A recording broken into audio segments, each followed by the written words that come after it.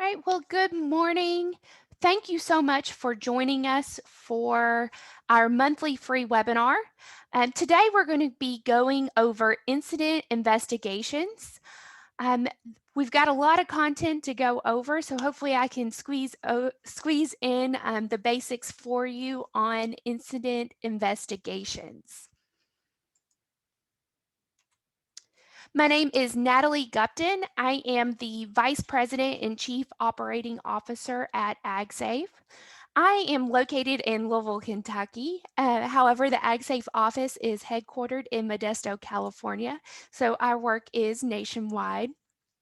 Be sure to check us out on our website at agsafe.org.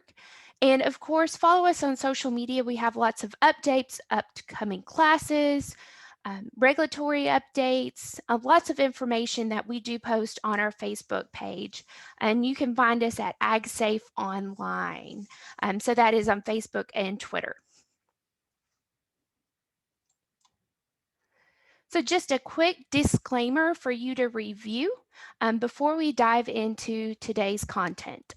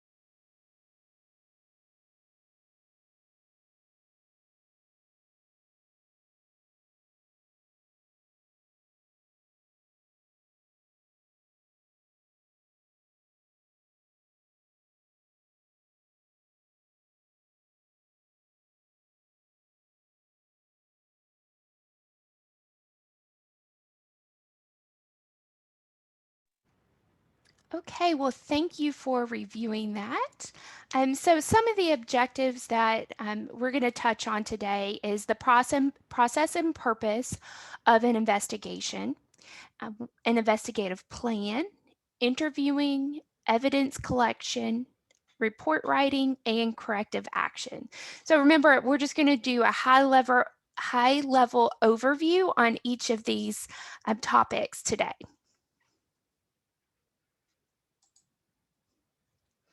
Okay, investigation defined.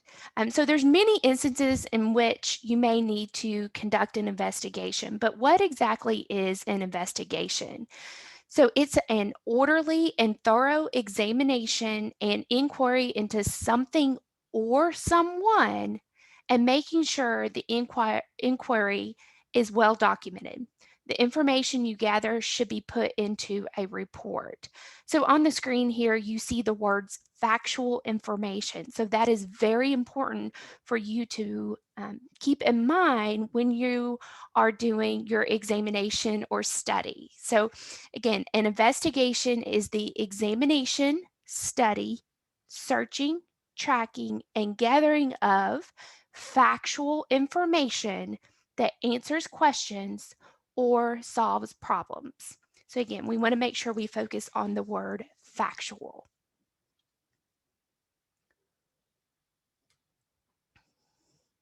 Okay, process of investigation. So the process of an investigation must be reasonable and the investigator must be flexible.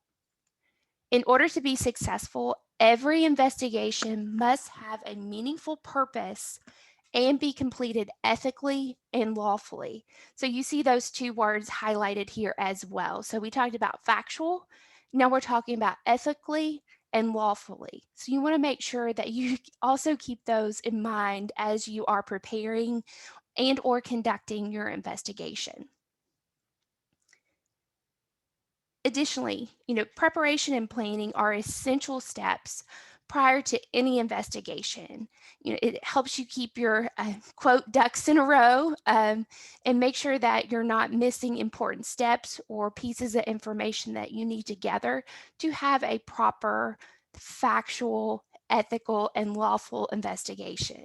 And without them, your investigation can become very overwhelming and can be sloppy. So it is imperative to have developed and implemented an investigation process and checklist prior to needing them. So when do you need to conduct an investigation? So thinking of, we know that agriculture is one of the most dangerous industries in which we can work. You being on these webinars and being engaged with AgSafe, you are no stranger to that. According to the National Ag Safety Database, injuries on farms range from minor cuts and scrapes to amputations and death. So this is one of the reasons why you need to be prepared for an investigation.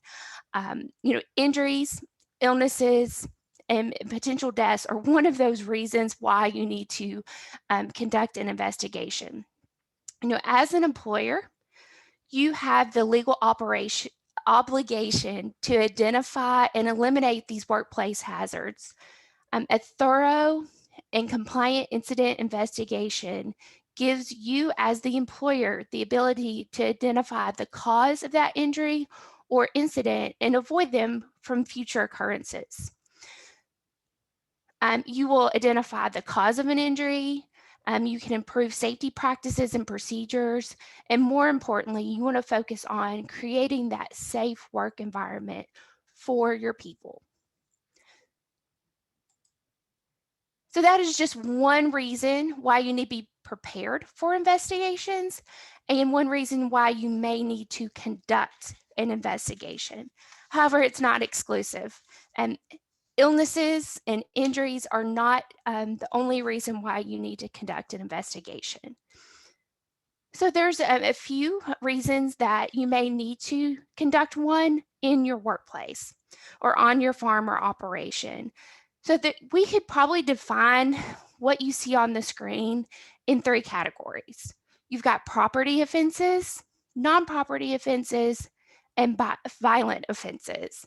So that first category, property offenses, you're looking at some of the from theft, fraud, embezzlement, burglary, or sabotage. In the second category, those non-property offenses, those are those workplace injuries that we just talked about, harassment, discrimination, ethics violations, substance abuse, or potentially even insurance fraud. And we actually have stupidity also listed as well. I think we've all experienced some employees or coworkers that may have made some decisions that probably could have been avoided if they had thought things through or slowed down. So anyway, we somewhat facetiously use the word stupidity. And then lastly, violent offenses. So this is when you kind of go above your internal investigation, and this is probably when you need to get law enforcement involved. And those are more serious incidents such as assault, battery, rape, or murder. But the majority of cases that you are going to investigate in the workplace, in your farm, on the operation would be minor property offenses and probably most often a non-property offense.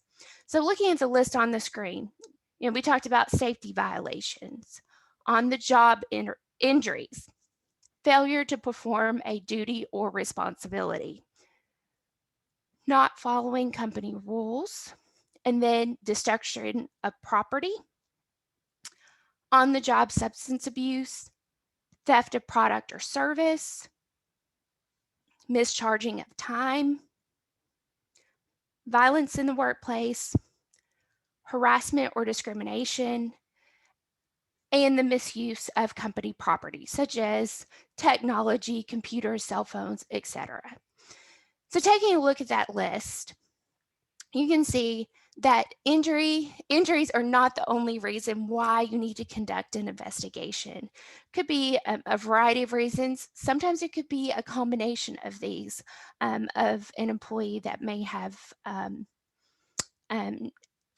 caused you to need to investigate a little bit further.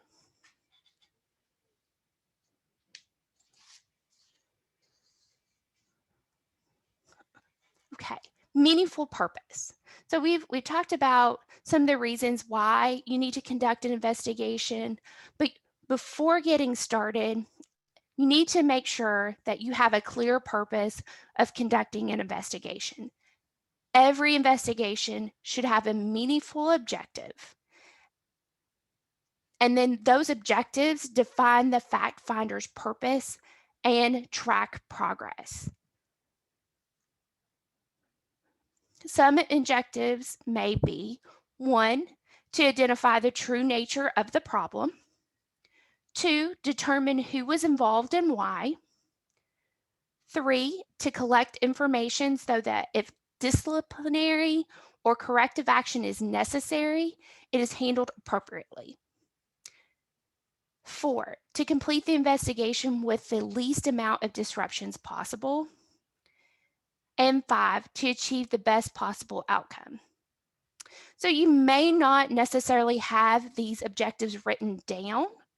They would, however, help you in communicating the completion and outcome of the investigation of your report. Also, think of them as ways to obtain buy-in and to get your results and measure results. So again, having that meaningful purpose will help guide you through that process of conducting a thorough investigation.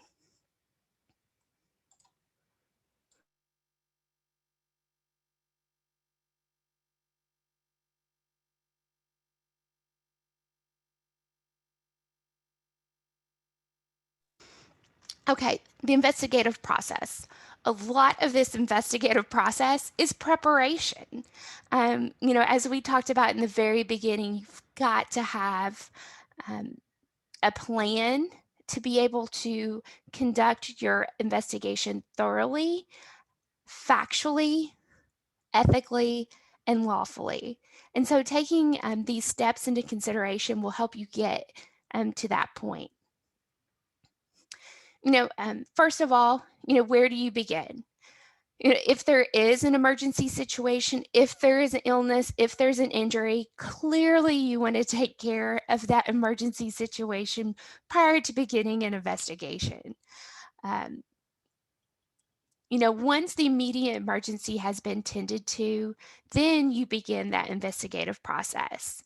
Time is absolutely of the essence in this process, and the best practice is to begin your investigation no later than 24 hours after an incident, if at all possible.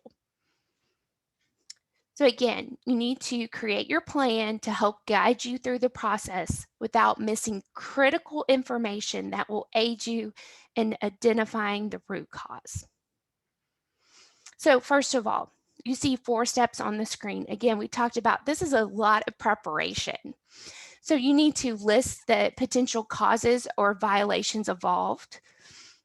Again, going back to our list of objectives as well as the reasons why you may need to conduct an investigation. Second, you need to list the persons who need to be interviewed. So this could be a couple people to a whole list. It could be clearly the individual that was injured, a supervisor, a bystander or witness, coworkers, anybody that could provide some factual information to what led up to the main event. Number 3, you want to list evidence necessary to prove the elements of an investigation. And we'll talk about this in just a second. But, that's anything from permits, any training records, pictures, diagrams, videos, etc. Next, list agencies that may need to be involved in the incident, in the investigation, or have jurisdiction over the incident. So think of, if there is a major injury, clearly OSHA needs to be involved. Or if it's a, a, a sexual harassment um, complaint, then you may need to talk to the EEOC or your appropriate agency in your state.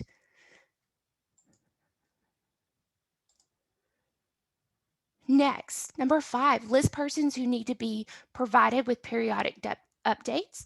So this could be the individual supervisor. Anybody that had direct involvement in the incident probably should be updated, but only those that should be privy to that information. Again, you're not broadcasting all this to your entire organization, to the entire operation. Again, you want to have that limited confidentiality, that you want to keep things as private as possible and only include those who should know information about that process. Number 6, list types of evidence that may need to be collected. Again, we talked about that. Photographs, permits, postings, broken equipment, damaged personal protective equipment, etc.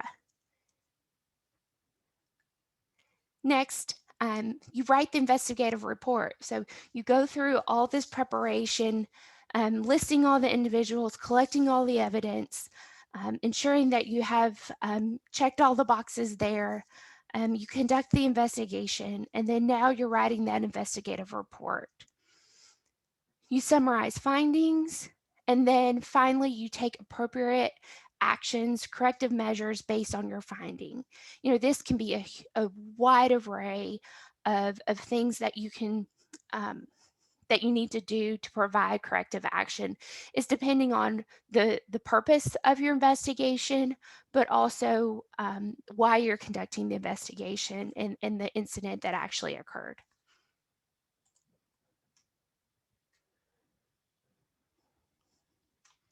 Okay, so there's a question that says, how do you conduct the investigation with witnesses when they refuse to say anything about the incident? So this is definitely a tricky one and hard to navigate because it is tough when you're just trying to find information on what happened and nobody will talk to you. So potentially you may want to provide some background as to why you're conducting the investigation. It is tough if somebody thinks that they may be in trouble or get terminated, which can be a corrective action, absolutely. But providing some education to those who may have witnessed the incident, to let them know that you're trying to figure out what happened, try to protect them from happening in the future. So just try your best to help calm their fears that something may negatively impact them as an individual. Again, that is kind of hard to do because sometimes it may actually affect somebody negatively, but emphasizing the importance of why investigations need to take place, because again, we're talking about being fair and equitable, collecting facts, and just trying to create a better and safer work environment for your employees.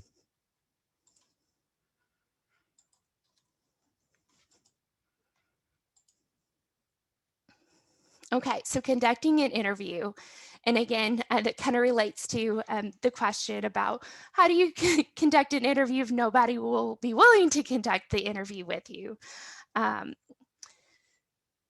So again, there are different ways in which you can do an interview and things to consider when trying to conduct an interview.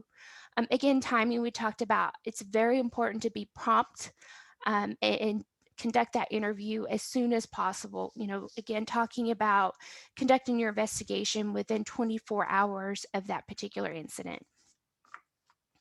There may be appropriate times that you can tape that interview. Again, you want to be upfront and letting the interviewee know that you are recording so that you can be able to go back and listen and take accurate notes. There's some instances in which you can do an individual interview, or you could do a group interview. I would say be very cautious in choosing when you want to do individual versus group. Sometimes groups may be hard because facts may become misconstrued, or people, you end up with some groupthink. So be cautious when considering that. You want to be conversational versus confrontational. You need to explain the purpose of the interview, ask open-ended questions. You want to avoid leading questions, and we'll talk about some questions in just a second. Have a prepared list of questions, and you need to be flexible. You have your plain questions, but that conversation may lead you in a direction where you need to ask some follow-ups. They may provide information to you in one answer, which will eliminate the planned questions that you had listed to follow. You need to pay attention to nonverbal communication, as well as, clearly you want to stay focused and on track. You don't want it to be a networking session and talking about friends and family. You want to be serious and focus on the facts of why you are conducting that interview. And then, of course, take detailed notes. Again, you may think that you will remember what somebody says, but having the notes will help you again to create that accurate and factual report.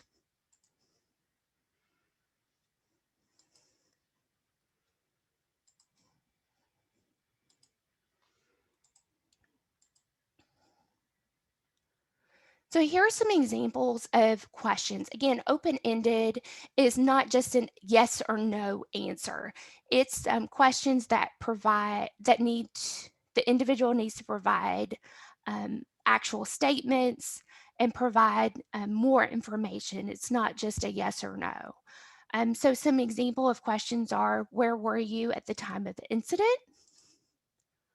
What were you doing at the time? What did you see and hear? What were the environmental conditions? So just from weather to light and noise. What were the injured workers doing at the time? In your opinion, what caused the accident? And how might similar accidents be prevented in the future? Again, these are just examples of some questions. Again, these questions are going to depend on the type of investigation that you're doing and why you're conducting an investigation. You want to avoid loaded questions. So these are going to be almost accusatory or leading to an answer or fishing for an answer that you're looking for. So, for example, are you his friend, or are you one of those people that hate his guts? Were you trying to get injured, or were you just driving too fast? Do you like doing it wrong, or is that just the way you always do it? So those are definitely loaded questions and not geared towards getting factual information. They are accusatory and leading. So some information about evidence collection. Some of the examples of what you may need: inspection forms, log sheets, posting, medical records, permits, training documents, photos of broken equipment, damaged personal protective equipment, actual company property. So if they're using company technology, you do have a right to access emails, cell phone information such as text messages. Clearly you want to have this in your company policies, but again, if it is company paid, company issued, now if it's personal property, like a personal cell phone, then you do not have the right to access those. That is getting into some legal issues. But again, if it is company property, then yes, you do have the opportunity to access those. But again, in most cases, just in case, I would consult some legal counsel depending on the severity of the issue.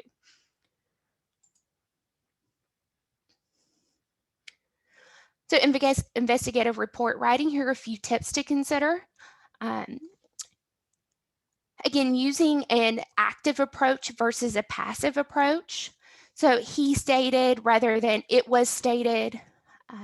Write in a simple style. You want to avoid repetition. You want to be succinct. Ensure the report is comprehensive. When you get to a final place, you want to proofread the narrative clearly. Ensure that you're not missing any pieces. And then have someone review the report for grammar and comprehension. Again, depending on the severity, this could be some evidence if for some reason this incident causes some litigation to happen, that you do have this as a backup, as support for any decisions that you may decide to land upon or provide as a result of your corrective action.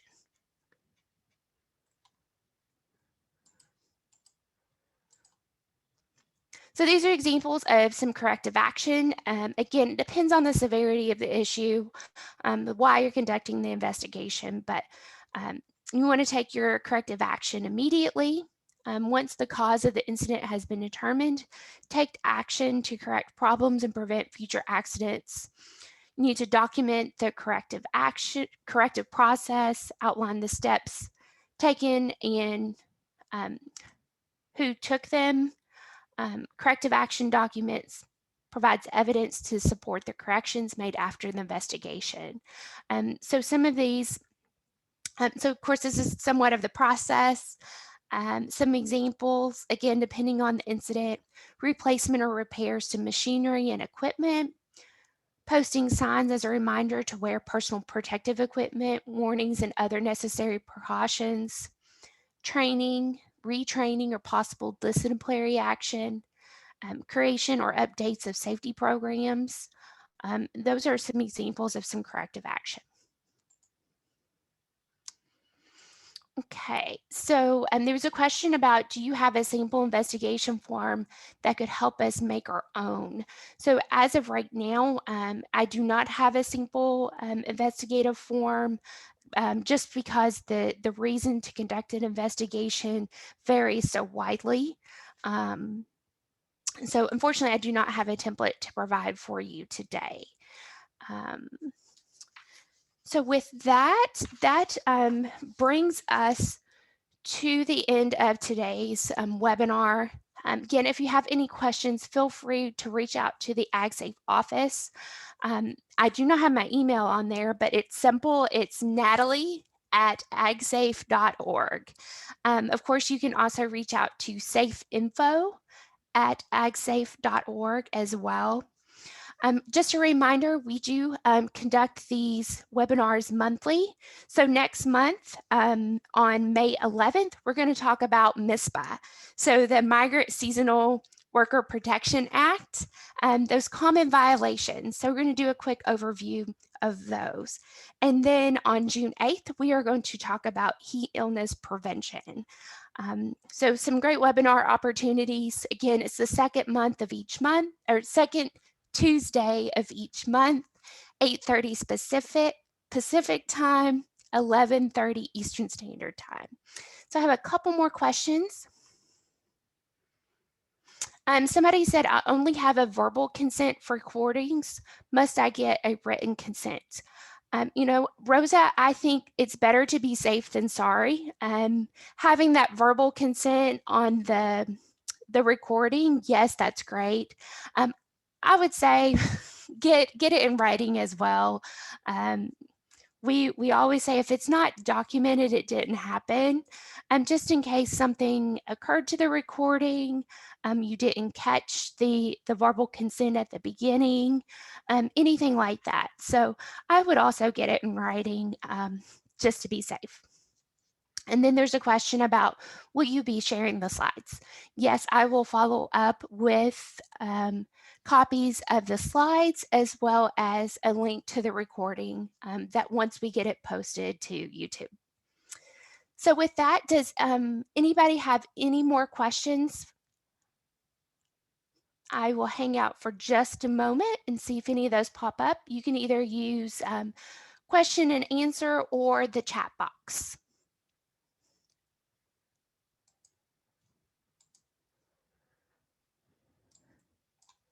I know somebody raised their hand. I don't know if that meant they have a question.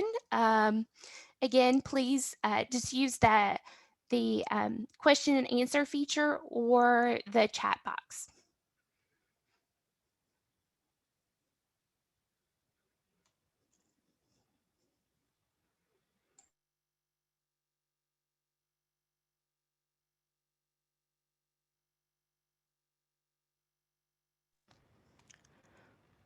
Well, seeing none, I hope everyone has a wonderful and safe day.